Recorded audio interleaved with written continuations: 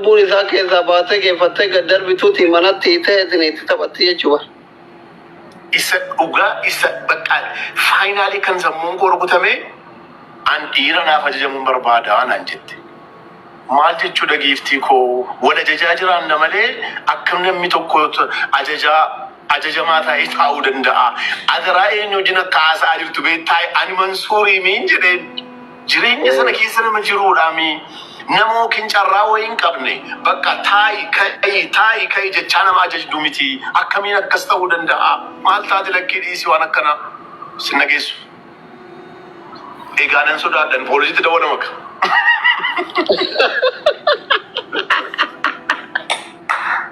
Wayyo cinqii keessa ture asli.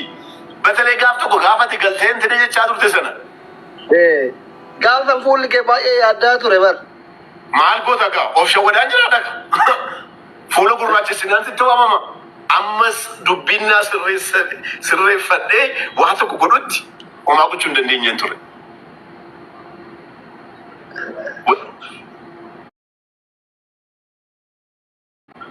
Wanti guddaan rabbiin nagaadhaan biyya sana keessaa na baasee na fiduun du'aa yaada kootiin naa qaqqabe bara. Du'aa nama salaata kootu naa dhufe malee kunituu hin jiraanne badeen ture sila. Okiin amma wanaa wayi maneedhaa keessa hin jiraa. Okiin waa tokko na gootetti. Amma boodallee hamtuun sin argina. Rabbi umrii si haadha hamtuu rabbi irraa. Maal taateeti? Dogoggora akka kanaa keessas lammatan seenuu yooma ta'ee jedhes immoo egaa asli haadha warraa malee jiraachuun ulfaataadha. Namni si bira jiraachuu malee ulfaataadha. Innis egaa rabbiin immoo nama amma yaadoo keenya sanii barsiisii umrii kana guutuu singilummaan ture taraa duraatiin muudannoon akkana dhaqqabee amma dubartii hunda isimasitti fakkaatee wayi akka dhaabbattee haftaa ka jedhu yaadoo keessa galaarra bar. Fuuchariin kee maal amma waa'ee fuudha kanarratti. Baay'ee natti ulfaata amma kana keessatti amma waan akkanaa yaaduun bakka hunduyyuu maal poolisiin waa humnatti fakkaata.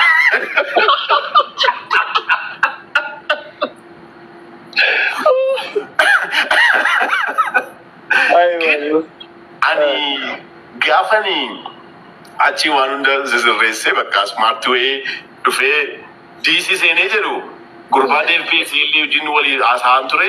Inni dhufee eerpoortiidhaan na fuudhee itti nime warqina kanaan qabaa maal ta'uu hin danda'a yookiin asumaan ganama deebi'een biyyatti galaan jedheen dhiisii lakkee wanta kanaan jiru naan jedhe. Ati fuudhaan hin dhufnee waa biraatiin hin dhufnee kan dhuftee inviteeshinii yoo namni si erge sikkoo asli. Biyya kanaa imbaasiin biyya Ameerikaa eenyummaa kee baree inviteeshiniin kaampaanii meeqarraa ergame namni meeqa viizaa argataan jiru. Eenyummaa kee argee gaafa jedhee jedhu kan inni inviteeshinii sana sarkaa fuudhee immoo ilaalesii kennu malee inviteeshinii qofaan immoo viizaan eessaa argamu. Hin argamu dhugaadha. Kana keessatti jennaan laakkii waa tokko yaaddeeni wanti dhufu wanti dhufu jiraannaan immoo hin sirreessu. Mootu achumatti aga gaafa lubbuun isaa keessaa. Raachessee yaa Rabbi achi hin deemanu as hin deebi'a maaliin godha baqqamee kunuu seenaadhaaf naa ta'a. Mee natti roobu bokkaan humti kun natti roobee nan laala jedhee dhuma calluma dedeemi. Waaqa fagalatu guyyaa sana bokkaan natti roobne dhaqee maakiyaatoo dhugee achi taa'een amma galgalaatti eege amma isin hojiidhaa dhuftutti. Na fuuteechi bakka achi hin jira wajjin deemu. Maalillee yoo ta'e ati saba kee taatee namni ati amantee fuusii yoo ati caakka sana keessa dhaqee bira gaafa naqee jedhu hojii torban tokkoof hojii dhiiftee illee mana keessa teessee. Anyway, media amragatii baasteedhaaf malee haasawuu hin barbaadu waan akkanaa. Ta'uus hin qabu bakka. Media dhufuunis isheedhaaf qaanyiidha ani arrabsamees beekaa. Akkana suuraan koo gaggaragalees nan beekaa. Hattu naan jedhaniis nan beekaa. Maaloo naan jedhaniis nan beekaa. Ittiin beekan arrabsoo. Garuu ishee nama haaraan arrabsoodhaaf. Sammuun ishee dhukkubsata amma TikTok koo bakka woomoo kootiin wayisee qofa ta'e. Amma yoo yaaddu nama guyyaa tokko lamallee ta'u wajjin taa'ee haasa'ee akkaataan isiin godhattu kun ergama qabdi moo jaalala dubartii yoo akka malee nama jaalattellee hinaaffamma karaadha beektaa jaalala moo ergama qabdi sitti fakkaata akka yaada. Sooshaal miidiyaa kanarratti natti dawwaltee na bartee kaleessa mana gurbaa sanaa galtee haasaa seenaa haasa'aa turtee waa qabdii kan jedhu shakkiin qaba dhugaa haasa'uuf jennaan egaa rabba beeku. wanti ijaan argin qabu maaliif jennaan asaaseen enkalees galgala eggi asofne booddee mana yuunitti eggi asofne booddee deebinee immoo asofteetti gurbaa waamii gurbaa gabaabdicha maqaa sana barbaanne dhageeffataa ture. Inni waamee gaafa dhufee jedhu seesaa hojii walitti fidde ilaali. Akkan waan horii mootummaa fuudhee bade akkan lafa mootummaa fuudhee bade akka mootummaa kana jibbitu ilaali. Siyaasaan illee waliin galluunaan jetti. Dhugaa sabab jennaani annama siyaasaa miti.